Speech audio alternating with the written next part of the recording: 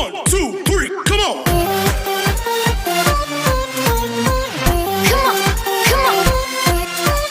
السلام عليكم. لا تنسوا الاعجاب بالفيديو والاشتراك في القناة تشجيعا لنا لنستمر بنشر المزيد ان شاء الله. فشركة ريلمي أعلنت عن موبايلها الجديد في الفئة المتوسطة اللي هو ريلمي 7 علشان يكون بمثابة تطوير وترقية لموبايلها اللي قبله ريلمي 6. فهم اهتموا قوي بتطوير المعالج بشكل ملحوظ علشان يكون أول موبايل بمعالج G95 علشان يقدر يشغل الألعاب التقيلة بشكل قوي، وكمان زودوا في مساحة البطارية عشان يخلوها تفضل شغالة لأطول فترة ممكنة طول اليوم. فتعالوا قبل ما نعرف المواصفات نشوف السعر المتوقع للموبايل كام. فالأسعار المتوقعة للموبايل اللي هو لما هيجي ينزل مصر ممكن نقول إن النسخة ال 64 جيجا مع 6 جيجا رام ممكن يبقى السعر 4200 جنيه، أما للنسخة ال 128 جيجا مع 8 جيجا رام ممكن برضو يبقى 4800 جنيه. وفي ناس بتقول إن الموبايل ممكن ينزل في شهر أكتوبر أو نوفمبر. بس الأول المواصفات دي بالنسبة للنسخة اللي كانت نازلة في الهند، فالموبايل ممكن ينزل مصر بمواصفات مختلفة شوية. فالموبايل متصنع كامل من البلاستيك، فهو عملي أكتر من ناحية الوقوع والصدمات، وكمان الشركة بتقول عليه إن هو AG Split Design، واللي عملته برضه في موبايل ريلمي سي 11. وزن الموبايل 196.5 جرام. أما شاشة الموبايل فبتيجي بشكل الثقب، والشاشة نوعها IPS LCD بمساحة 6.5 إنش بجودة الفول اتش دي بلس بدقة 2000 في 1080 بكسل، وكمان كثافة البكسلات هي 405 بكسل. وطبقة الحماية اللي موجودة على الموبايل هي جوريلا الجيل الثالث، والشاشة بتدعم معدل التحديث اللي هو 90 هرتز. وكمان الشاشة بتحتل من الواجهة الأمامية نسبة 90.5%، والشاشة كلها بالكامل بتتوافق مع الدارك مود عشان يحول الموبايل للون الأسود بالكامل.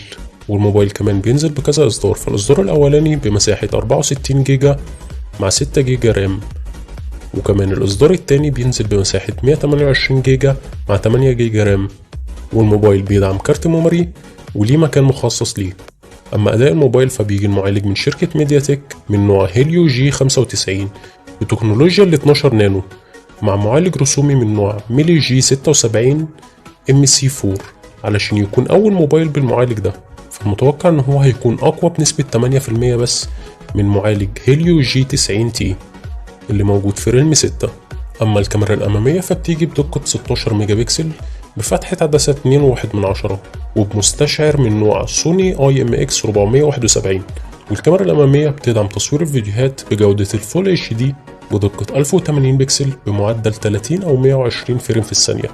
أما الكاميرا الخلفية فبتيجي بارزة شوية عن الظهر، وبتيجي الكاميرا الرباعية فبتيجي الكاميرا الأولى بدقة 64 ميجا بكسل بفتحة عدسة 1.8، وبتيجي بمستشعر من نوع سوني IMX 682، وهي الكاميرا الأساسية في الموبايل.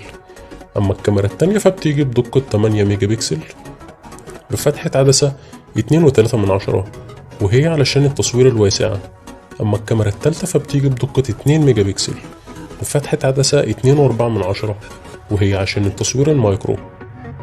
أما الكاميرا الرابعة فبتيجي بدقة 2 ميجا بكسل وبفتحة عدسة 2.4 برضو، وهي علشان تعمل العزل.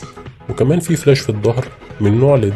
والكاميرا الخلفية بتدعم تصوير الفيديوهات بجودة ال 4K بدقة 2160 بكسل بمعدل 30 فريم في الثانية، وكمان بتدعم الفول اتش دي بدقة 1080 بكسل بمعدل 30 أو 60 فريم في الثانية، وكمان بتدعم ال HD بدقة 720 بكسل بمعدل 30 أو 60 فريم في الثانية برضه. وكمان بيدعم تصوير السلو موشن بجودة الفول اتش دي بدقة 1080 بكسل بمعدل 120 فريم في الثانية، وبيدعم برضو ال HD بدقة 720 بكسل بمعدل 240 فريم في الثانية، وبيدعم تصوير الفيديوهات عن طريق الالترا ستيدي والالترا ستيدي ماكس ستابلايزيشن. ومن وسائل الأمان اللي موجودة في الموبايل إن هو بيدعم مستشعر بصمة وبيكون مدموج في زرار الباور، وكمان بيدعم فيس انلوك، وكمان في فتحة 3.5 مللي عشان سماعة الأذن، ومكان اليو اس بي بيجي من نوع تايب سي علشان خاصية الاو تي جي. أما البطارية الموبايل بقت 5000 ملي أمبير، وبتدعم الشحن السريع بقوة 30 واط عن طريق تقنية الدارت تشارج. وبيجي الموبايل بنظام تشغيل اندرويد مع واجهة ريلمي الجديدة، والألوان اللي بتوفر بها الموبايل اللون الأزرق واللون الأبيض.